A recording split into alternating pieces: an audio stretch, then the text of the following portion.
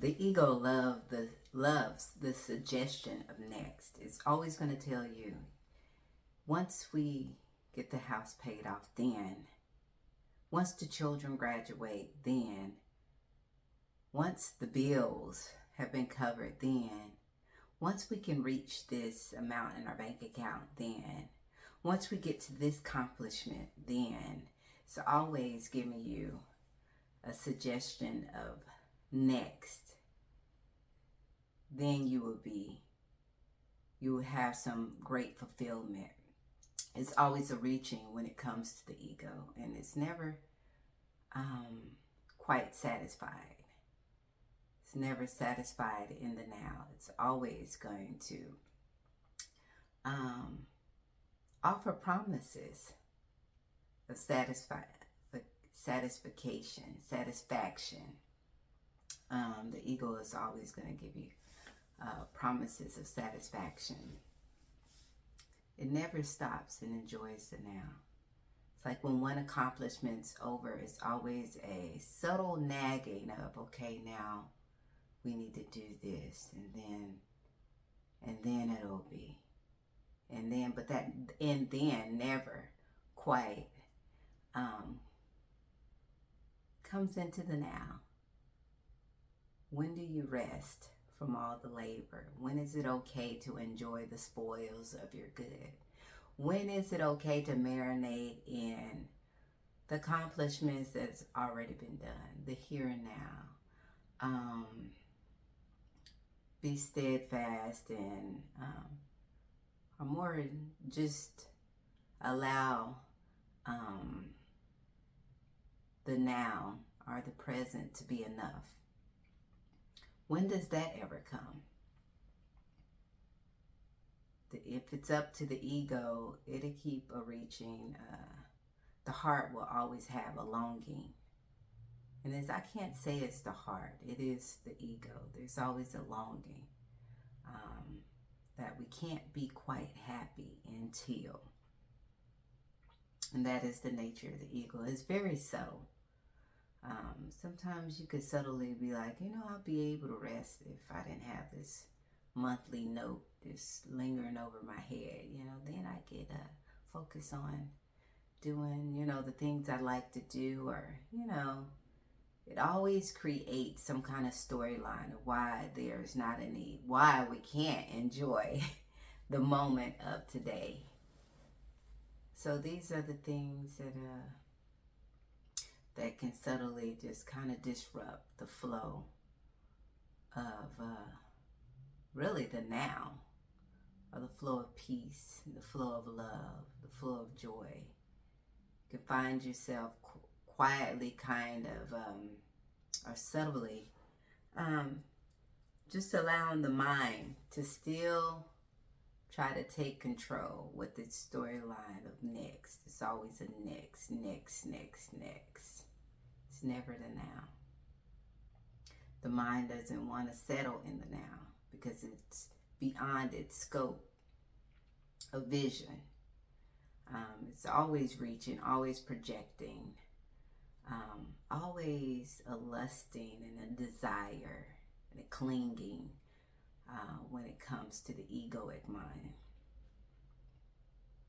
So these are the things that we can just kind of sit with ourselves and recognize when that happens, or when there's a nagging constantly that, okay, I've gotten to this point of recognition, but now, next, I need to, the ego think there's always some accomplishment that has to be done, or, it's okay to have accomplishments. But do we need to bring the desire with it? Because desire that's unmet, then what happens when there's desire that's unmet? It causes a suffering.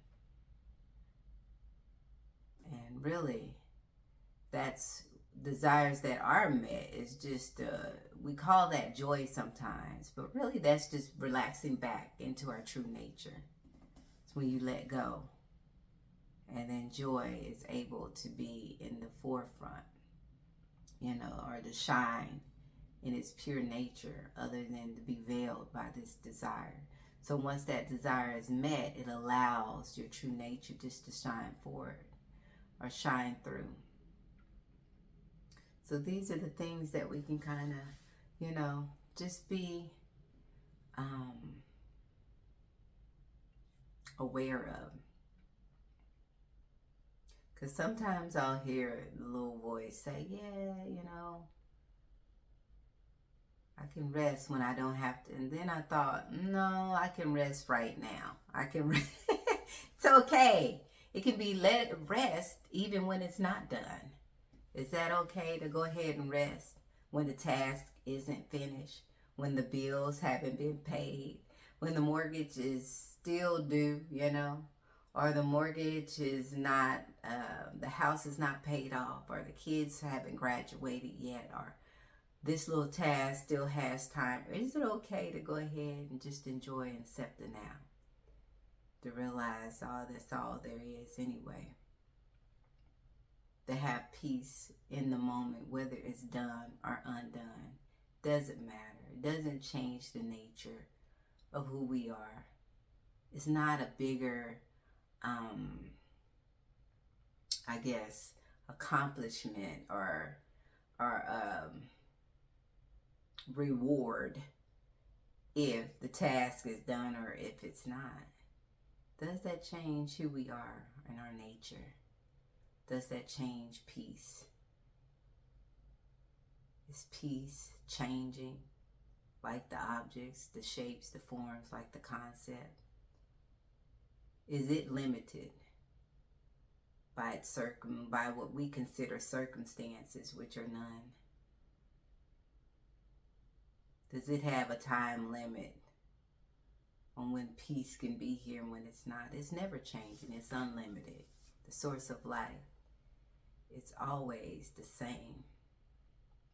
Its true nature always is there. It doesn't come and go. What comes and goes is the veils we may put up through the belief of only if we get to the next,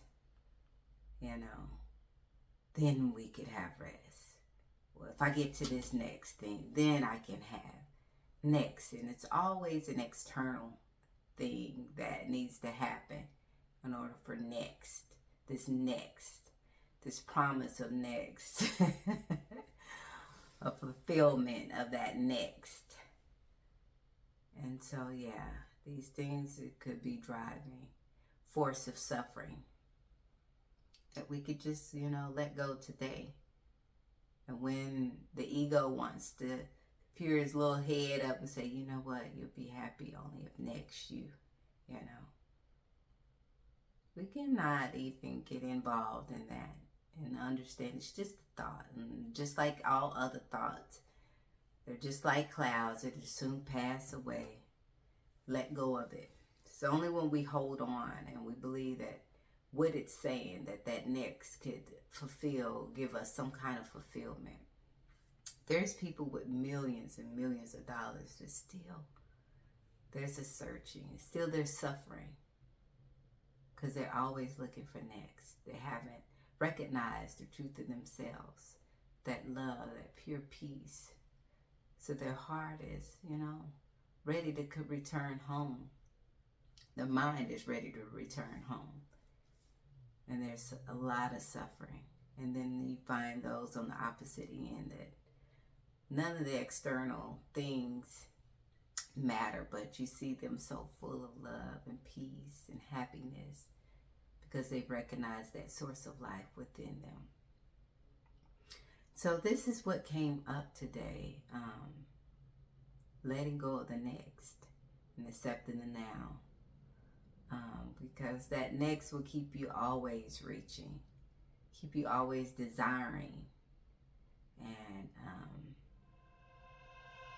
veiled from the true peace that we inherently are. And so I just wanted to share that today. Thank you for sharing this moment with me. Remember that you are beautiful